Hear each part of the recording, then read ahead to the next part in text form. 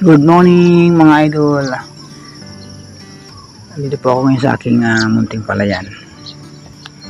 Nag-iikot tayo para makita natin kung mayroong mga lumilipad ng mga pisti sa ating palay.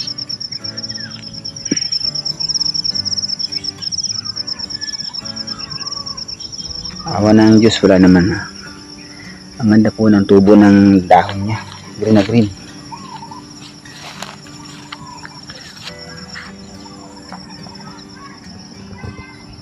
Thank you so much sa Lord sa magandang panahon na binibigay mo dito sa amin sa Bicol.